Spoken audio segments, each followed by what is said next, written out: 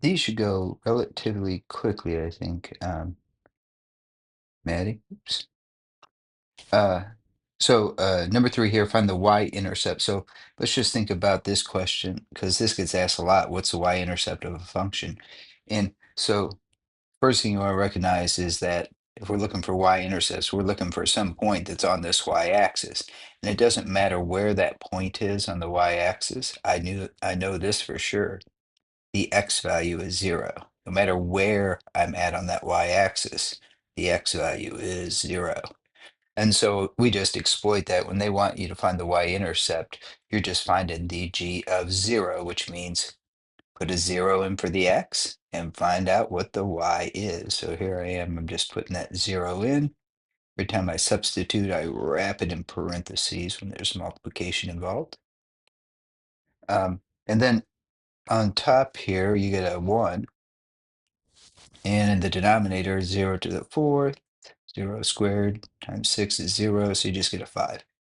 So it's going to cross the x-axis, or the y-axis rather, right at 5, or at the point 0, 1/5. So it'd be somewhere down here. It'd be like x is 0, but y is 1/5, or 0.2. That's why it's so low. Because if we think of the fraction as a decimal, it's easier to plot it. So it'd be like 0, comma, 0.2 for your coordinates.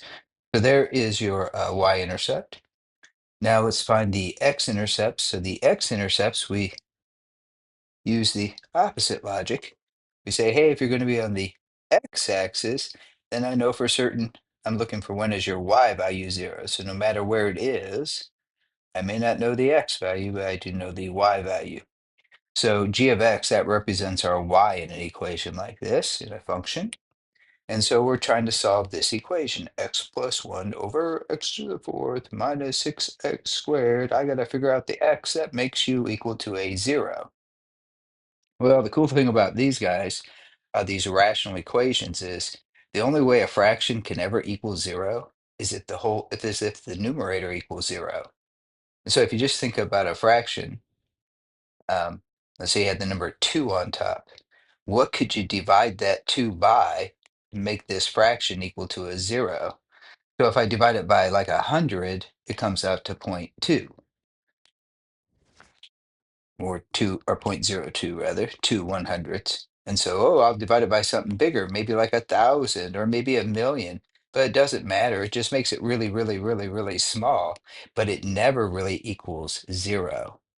Okay, so the only way a fraction actually can become 0 is just if the numerator equals 0. So you just go, hey, numerator in this fraction, what makes you equal to 0? And it says x is -1.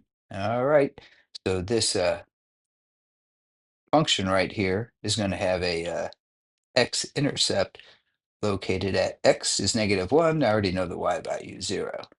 And we had, well, our y-intercept was at 0 and 0.2. Righty, I'm going to erase all this nonsense here. All right, so we got two of them down, and then our domain question. And actually, the domain we probably should have done first. And I'll explain why in just a second. But when you do your domain, this is where you really got to focus on that denominator. The denominator has to be, or you hope it is, factorable. All right, so this is not a quadratic equation, but it is in quadratic form, which means this is an exponent of 4, and this exponent is half of that. And then this one is a constant. And if you think about quadratic equations, x squared minus 6x plus 5, this is a quadratic, but it has the same kind of relationship where this is a 2 and half of a 2 is a 1, the exponent on this x, and there's a constant. So it's very similar to this one. In fact, you can make this one look like this one. And if you can factor this guy, remember how we factor, it's x times x. What gives you 5 when you multiply it, but adds up to a -6? So these are both negative, oops, -5 there. Right, so they multiply, -1 times -5 is +5, and they add up to a -6x in the middle. So that's how this one would factor. And this red one factors the same way because it has the same form, except instead of getting x minus 1 and x minus 5, you get x squared minus 1 and x squared, through too many parentheses, x squared minus 5. Okay, so just look at it like it's a quadratic and try to factor it that way. So I'm going to rewrite that again so I can keep everything kind of nice and neat. So my numerator, x plus 1. My denominator now factors as that x squared minus 1 and x squared minus 5. Now at this point, actually, I should continue factoring. Um, there's ways to solve it at this point or answer their question at this point, but you want to get this denominator factored as far as you can.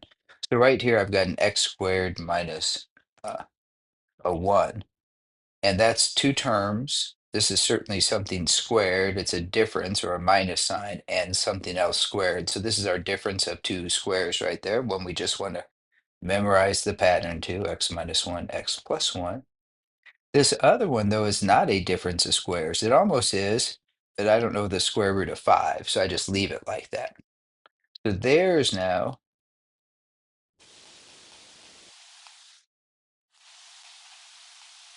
what the denominator looks like. And when they're asking for what is the domain, what you're doing is looking at in the denominator, what would cause any of these factors to equal 0? So if I plugged in, for example, the number 1 for x, I'd plug in 1 for this x, give me a 2. So the answer would be 2 divided by, and I plug in a 1 for this x, and 1 minus 1 is 0. And once this factor is a 0, it doesn't matter what that 1 does to these factors. As soon as I plug in this 1 here, it becomes 0 for this factor, and 0 times all of this would equal 0. And that creates a problem because you can't divide by 0. If you try it on your calculator, if you haven't tried it on your calculator, you should. So I've got my calc here. Any number, if I try to divide it by 0, it's an error. It is undefined. I don't know how many zeros are in 5. So that's what I do is I get the denominator factored, and then I'm just really trying to solve this big equation. Like, what makes your denominator equal 0? But because it's factored, I just have to check what makes each factor equal 0. So this tells me x cannot equal a 1 when I go to solve this problem. This one tells me x plus 1 equals 0. X cannot equal a negative 1 when I solve my problem. And this one, x squared minus 5 equals 0. I couldn't factor it, but I can still solve it by using the square root property.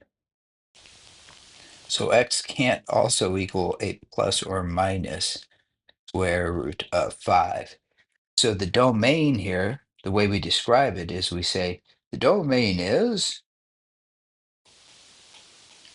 all real numbers. It can be anything it wants to be, except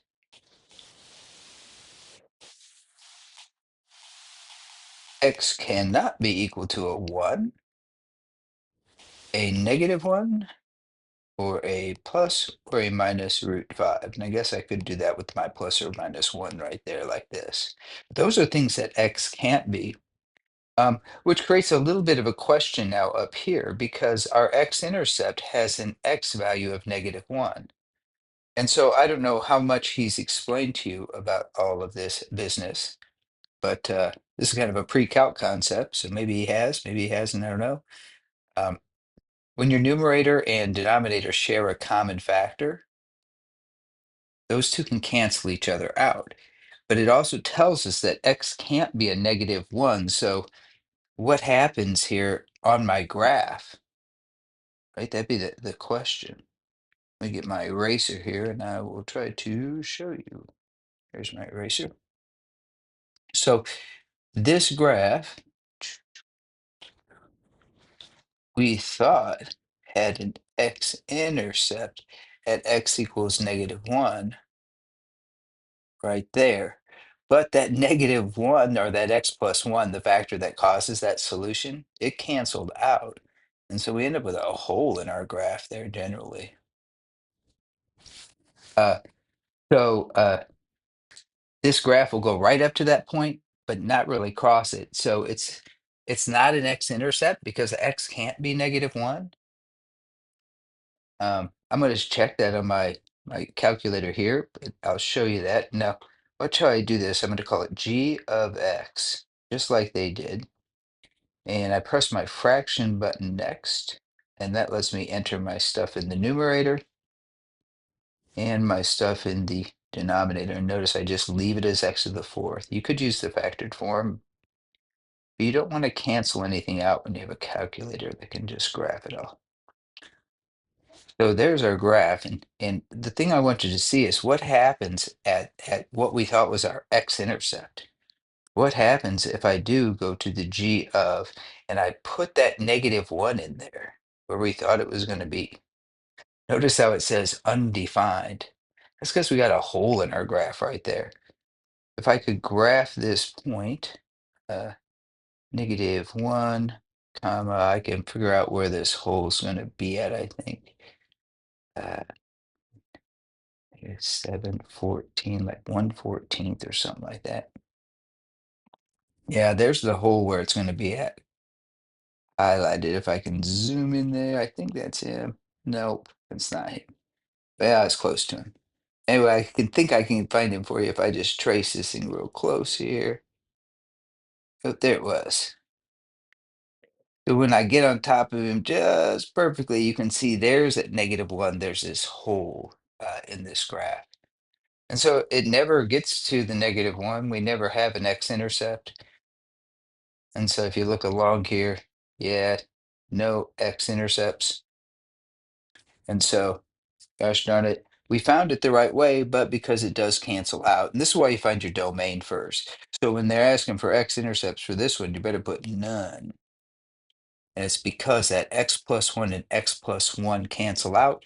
So when we found the what makes the numerator equal 0 up here, x can't be -1 because of that domain restriction that we did down at the very beginning. Hope that makes sense. Okay. Anyway, find your domain first, because once you find your domain, you can rule out some things that x can't be. All right, here comes number 4. You just want to get good at this composite notation or this function in a function. And when you have function in a function, always go inside the function first. So do g of 1 first. And I think a really good method is just come over here and go, what's the g of 1? Well, there's g, and there's the where we're putting in the 1. And now we just put the 1 in here and put the 1 in there. That's what it means. Put 1 in for x. There we go. And the left side's the question. I'm trying to find the g of 1. The right side is what we evaluate to figure it out. So on top, you got 2 minus 3 times 1 is 3. So it's 2 minus 3. And on the denominator, you got 1 plus 4, so 5. So the g of 1 is -1/5. And then I go back to this composite function. I now know what the inside is. G of 1 is -1/5. And now I just do what this says go to function f and put the -1/5 in. So I'm going to go right there to function f, and I'm going to put in 1/5. I'm going to do it here. -1/5, I should say. 2 times -1/5 minus 5. And that you can get a calculator out for if you need it. I'm just going to multiply it though. It's just a fraction here. So 2 times -1 is like 2 over 1. So I go 2 times -1 is -2 over 5 minus 5. Goodness gracious, gonna have to get a common denominator. The 5, so 25 over 5 is equal to -5 still. It looks like -27/5. I got a calculator, type that thing in there. Find the equation for the inverse. Love finding inverses. Such an easy method. Okay, so this is x, and this is x minus 3. And all you do to find the inverse is take the y and make it into an x. Every time you see an x, change it into a y. Oh, so you got two y's on that side. And then you got to solve it again for y. So right now it's solved for x, and now I got to solve for this y. Darn it, got two y's in there. These fractions you almost always deal with though the same way. You look at the denominators you have. In this case, there's no denominator on the left, but there is this denominator on the right. And you just figure out what do you need to multiply on the top to cancel that on the bottom. And in many cases, in most cases, you just say, I'll multiply the top by its own y minus 3. But then I have to do the top over here times y minus 3. On the right side, math is easy. They cross it out to each other, and I just have y. On the other side, though, I got to do some distributing. So I've got x, y minus 3 times x, right? That x got distributed to both the y and to that 3. All right, now my goal was to solve for y, but now I've got a y in 2 spots. I got a y on the right and a y on the left. So I got to get all my y's on the same side. So let's just subtract this whole term there, because it comes together like that. So over here it's gone, but over here now I just have the 3x. And now I'm going to do something clever, and this is hard for most students. Most students wouldn't even see this and know what to do here. They know it after I do it, but they don't see it right away. This is a weird move we do. I've got a y here and a y there. I can't add these because they aren't like terms. This is a y term. This is an xy term. But they have a common factor. I'm going to grab a y and basically divide this one by y, leaving me y over y. 1. Divide this one by y, leaving me minus x. Note how that works now. This is y times 1. I can slide it up there a little bit. This is y times 1, y, and y times negative x. Negative xy or negative yx.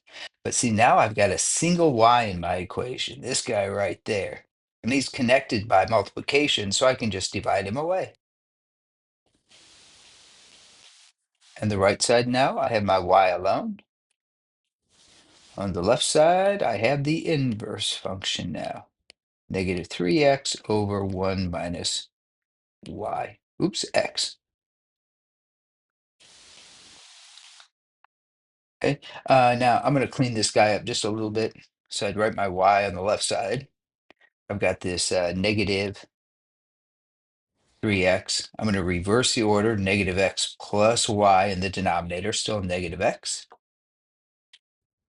I'm going to factor a negative sign out of that denominator, making it x minus 1. If I redistribute, it'd be negative x plus 1, so it's still the same thing. But now I got a negative over a negative, and so the simplest answer would be 3x over and x minus 1. And that is the inverse of this function right here. If you ever want to check to see if your inverse works, you have to first pick a number you want to plug in for x into the original. Now you can't plug in something that makes your denominator 0, so you can't put a 3 in because 3 minus 3 is 0. That's not allowed.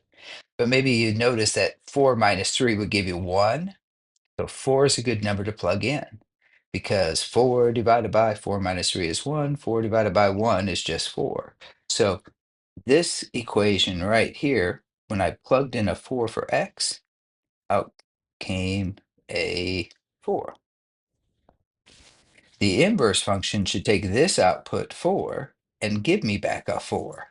It should return what I started with. Not always 4s and 4s. That was just a coincidence. Okay, so I'm going to plug a 4 now in here and see if it gives me back a 4. 3 times 4 would be 12. 4 minus 1 would be 3. 12 divided by 3 is 4. So the function took a 4, returned a 4. The inverse took that 4 and turned it back into the original 4. Kind of weird. I should have dealt with a different number, but in short, notice that's what it is. Hope I didn't get too confusing there.